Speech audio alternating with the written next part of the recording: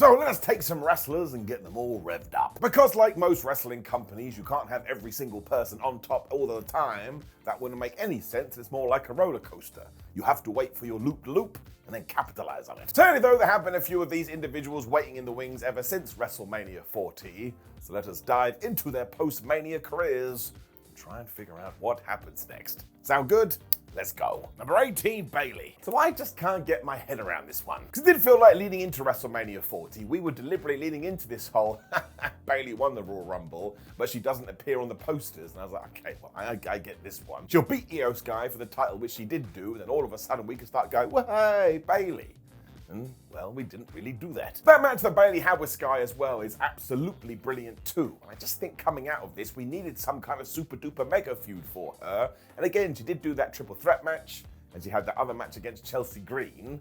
But it does kind of feel like we're waiting around just a little bit. This is especially true because Bayley always delivers and has crazy fan support. That's why I'm hoping when we do get to Hot WrestleMania, aka SummerSlam, all of this changes. But I do totally agree. She never felt like the champ coming out of the show of shows, as I start to repeat words, but I'm such a huge fan of hers. This is me trying to manifest it all into existence. When I remember, I don't have any powers. I couldn't even keep my hair. Number 17, Jimmy Uso. Man, it's not his fault, is it? Dude got injured. Now, even if Jimbo didn't get hurt, I think you still would have had to take him out of the picture for a while, because of course, Solo Sikoa was building Bloodline 2.0, and he doesn't want this guy around. He's part of the old guard. So while I never want anyone to be in pain, the injury actually was quite well timed, especially because when he does come back, screw what he did or didn't do at the start of 2024. By the back end of it, he should be a mega over babyface as he reunites with his brother. And I am going to have water coming out of my seeing devices. He'll also probably team up with Roman Reigns as well, as we do Bloodline versus Bloodline, but I do understand this. He had that match with Jay at WrestleMania, which people are still complaining about, and then nothing. I mean, you wouldn't write that down on a postcard. Nobody would want to read it. Number 16, Legado Del Fantasma. Now this one is really weird. Now, it does feel like, as of me talking to you, Legado Del Fantasma are on track just a little bit, because they, I think, are about to feud with Baron Corbin and Apollo Crews. And yes, we're going to talk about those two tamales too. You think it would be better for the leader, Santos Escobar, as well, but that's not the case, because he was losing to LA Knight, he was losing to Bobby Lashley, and then he kind of had that mini feud with Carlito. But that was 50-50. Sometimes he won and sometimes he lost. Adding Elektra Lopez was also a really good idea, but then we didn't do anything about it. And while they did have that program with the LWO, after like 72 years, it's like, I think we're done with it now. I also don't know what we're doing with Angel and Berto, because the big rumor there is that their contracts are about to expire, and until we kind of sort that out, they ain't even going to be on TV. So you see, when you look on the floor, we have a little bit of a mess. It's also now got to the point that when you hear their music, you go, well, these guys definitely aren't going to win, and you don't want to fall into that plot hole. I mean, go and listen to all of Dolph Ziggler's recent interviews. He knows you don't want to be typecast. It just seems so out of nowhere, because before WrestleMania, they kind of felt like they'd found their momentum, and then afterwards, well, it wasn't even bad. Basically just didn't do anything. Number 15, the New Catch Republic. And you could kind of copy and paste what I just said here. It's actually been a good 2024, all things considered, because Pete Dunne is Pete Dunne again and not Butch, and Tyler Bate did get called up from NXT, and he can just hang with anybody on the main roster, which is the same for Pete. As a tag team, my word, they rule. They were also in that tag team ladder match at WrestleMania 40, with some people saying, oh my gosh, they're going to win. When yeah, we got to the other side of the granddaddy of them all. They didn't really do anything, and then they lost a match, and then they turned up in NXT. It's like, what brand are they on? And the real good news is the tag team division needs as many bodies as it can possibly get, so we do create some depth. So I'm going to keep my fingers crossed that Triple H does bring them back to Raw and SmackDown, wherever the flub he wants. And listen, Paul Levesque, as he is also known, is big fans of these guys, so again, do it with your hands. In terms of their status on the totem pole though, if they were like at face number 2, they're now probably down at like face number 5. I really do think they should start going up again. Number 14, the LWO. So you can see what's happening here, can't you? This is not a Professor Layton puzzle. It's pretty damn obvious. Now, of course, Rey Mysterio is always going to be featured because he's flipping Rey Mysterio. But when it comes to the rest of his crew, what happened? The real shift was Carlito leaving them for the Judgment Day, and sure, we kind of led into that feud, but did it really capitalize or blow up like the way we were thinking? I don't think it did. Zelina Vega was also able to have her title shot against Liv Morgan, but this felt like a copy and paste from what we had done with Rhea Ripley the year before, and she too just went geese title shot, If you watch my videos, you know I am done with Geese title shot. Dragon Lee is also up and down when it comes to NXT. And as for Joaquin Wilde and Cruz del Toro, I just give you the shrug emoji. I don't actually know. So they are just kind of there at the moment, which I think I've already said a few times during this video. And look, at the end of last year, into 2024, WWE was selling a lot of LWO t-shirts. And now, well, I don't think they are. Number 13, Dijak. I know, Dijak has now been released from the company, but I actually think this all ties in. It really does sound like he got screwed by the lack of creative, because he was called up to the main roster from NXT because he was on a main roster contract, and you get paid more money on those deals, so understandably, WWE wanted to make the most of this. But then they proceeded to do nothing when his own contract ran out, and because, yeah, he wasn't doing anything, they just said, you know what, you can leave. Give the man something to do. I really do hope he smashes it on the independent scene in whatever company he does end up in, because every single thing he did at NXT was great. He came across like an absolute psychopath, but just goes to show. This is why you don't want to fall into the post-WrestleMania malaise, because bad things can happen. Let's also remember, they are human beings at the end of the day. Losing your job is obviously going to be really, really sad. Number 12, Damage Control. So something is definitely building with Damage Control, and I don't think it's Lego, because anytime they do lose, Io Sky just freaks out with her face, because she's really mad at Dakota Kai and Kairi Sane. Now you could even argue that as a whole, the group has always been mishandled a little bit. We always had one foot in, but then we took 2 steps back again. It kind of felt like they could have become this really dominant stable, and instead, every now and then, they just did stuff, although fair play, they were the tag champs. It was really good leading into WrestleMania because we had the breakup with Bayley, and then of course had the Io Sky match.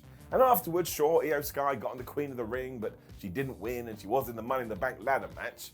But Dakota Kai's kind of been here, there, and everywhere, and given that Asuka got injured, well, Kairi barely ever wrestles. So I would just say that it's outside circumstances that have just put them in a little bit of a bad run, but they are also talented. It would take like 1 week to turn it around. Number 11, the OC. And believe you me, they do not care in the best possible way. Gallows and Anderson are just chill dudes. They have gone down to NXT though, which is actually a terrific idea, because if you cannot learn from those two guys, you probably can't learn about wrestling. I mean, go through their histories. They have quite literally done everything. They're probably fountains of knowledge. Misha was a little bit different because she's kind of been all over the place as well, although recently she too went down to NXT.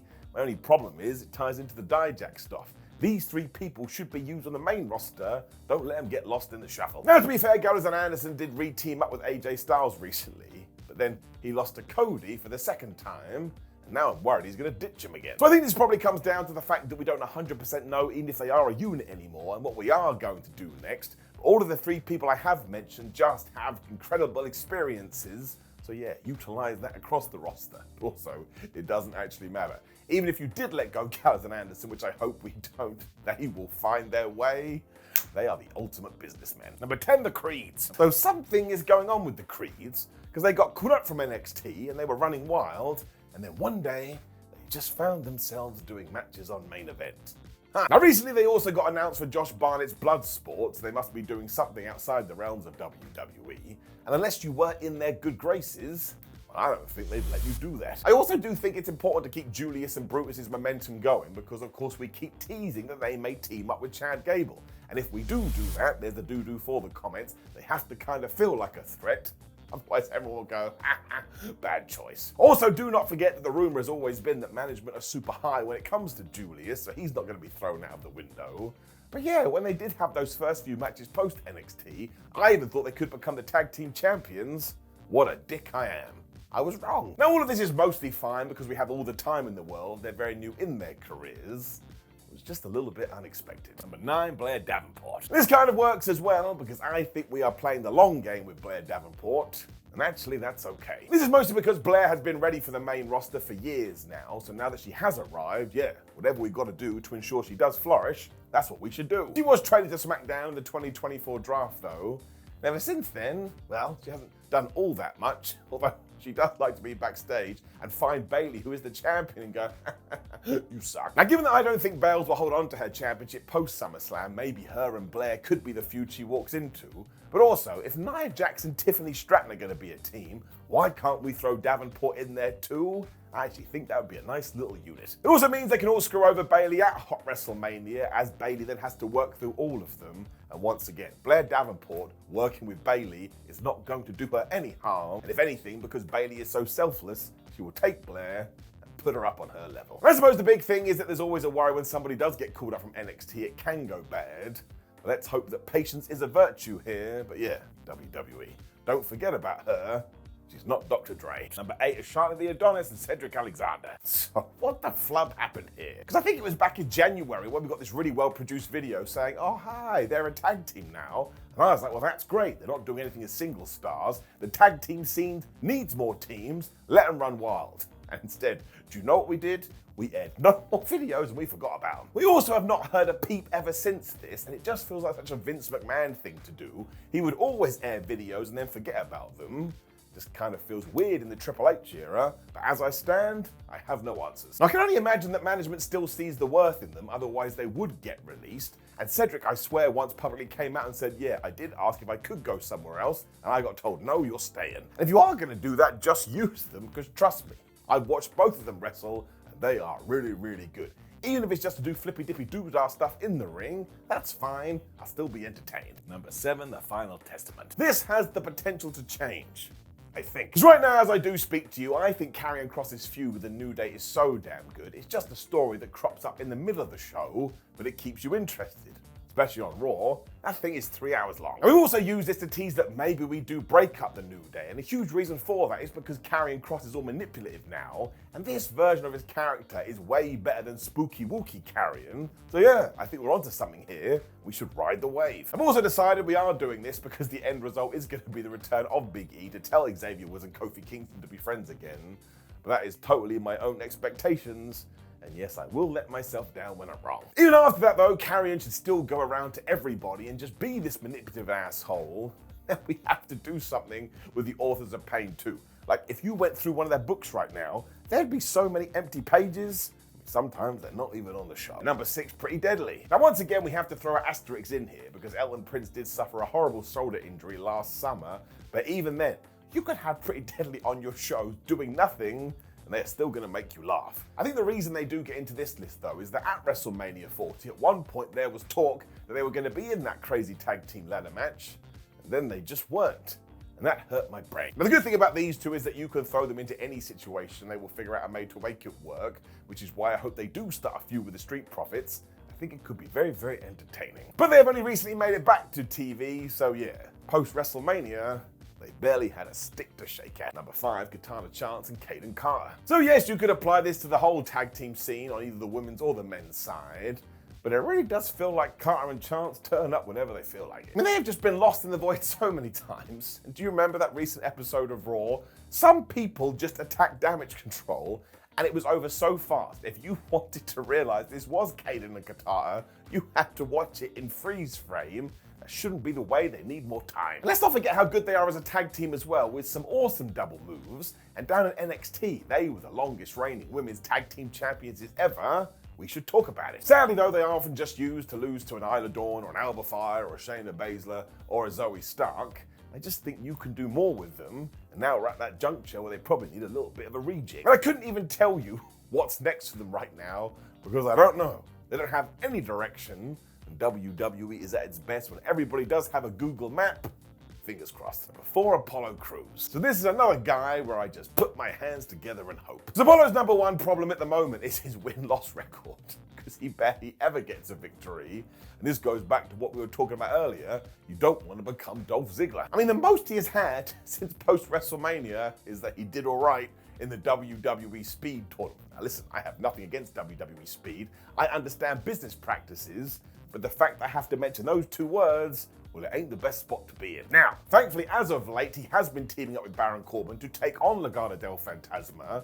So when you take all of these names and you put them in a big bucket, well, we could solve about 7 of our problems right away. I do worry that he may disappear again because he's just disappeared on so many different occasions, but I am a Positive Pete guy, and this is a Positive Pete video. So again, let's just cross all our fingers and close our eyes because we are weirdos, and finally hopes that Apollo Crews gets his shot. Number 3, Tegan Nox. I mean, I don't even think I can give you an update.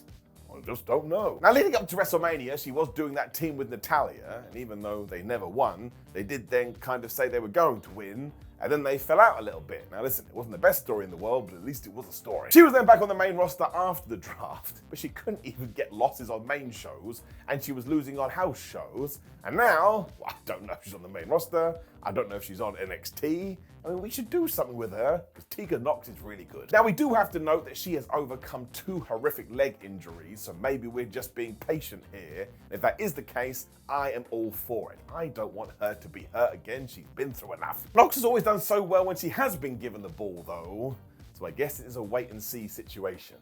At the moment, we are just waiting, because there is no seeing. Number 2, Baron Corbin. I mean, just go back to the Apollo Crews entry. It's sort of the same, kind of. Because Baron Corbin leading into WrestleMania was absolutely brilliant. He had gone down to NXT, he had totally reinvented himself, and he had that tag team with Bron Breakker, which was so good, if these two had come up to the main roster as a duo, I would have done the dance of joy. This is why it was a little bit frustrating when he did reappear on SmackDown, because he had a program, they didn't have a program before. Yeah, he did team with Apollo Crews, and now we're teasing we're gonna do something. So look at my finger of doom, make sure you go and do it. I mean, Baron even went out of his way to put over Carmelo Hayes in a really good match after those guys were both back on SmackDown. So now it's time to give the ball to Corbin and let him run with it. Okay, maybe he sinks and maybe he swims, but do you know the only way to find out? Finally give him a chance, especially because every single gimmick he has been given, he has always figured out how to make it work. So I'm really hoping this is his time, because I just want to see what he can do with a proper push behind him. As you know, if you watch any of my videos, I'm a big fan of Baron. He's like the chameleon of wrestling. Number 1, Shinsuke Nakamura. So put this back in your brain. Leading up to WrestleMania 40, Shinsuke Nakamura was feuding with Cody Rhodes. Then what did he do after WrestleMania 40? Nothing. I mean, by that point, Nakamura couldn't even make it into the Andre the Giant Memorial Battle Royal. And maybe there is a plus to that, because if you're not going to win it, why would you want to enter it? But this is Shinsuke Nakamura, damn it. I really think we should come up with something. I mean, all I can remember is TV losses to the likes of Sheamus and Ilya Dragunov, and even when he's doing the live show circuit, he's just losing to LA Knight and Braun Strowman. And once again, you don't want to be stuck in this place for too long, because you do become pigeonholed. But I know the deal here. WWE will never let him go, because they understand the worth of Shinsuke. Which makes it even weirder he's not featured on TV. This isn't a Nakamura thing either, because in an interview recently he said he's loving his time in WWE and he wants to stay there as long as possible. So we end this video on a shrug emoji, my friends. I doubt you know, and I don't either. Now I'm sure there are other wrestlers who haven't been used to their maximum potential after WrestleMania. Make sure you let me know in the comments below before you like the video, share the video and subscribe, and bam! There's a video on the screen right now, and I'll be honest with you, it is me talking about wrestling. You decide. Otherwise, thank you very much for joining me as always, my friends. Remember, I love you all the way from my tootsie toes up to my brain. That's a weird thing to say. I'll see you on the next one.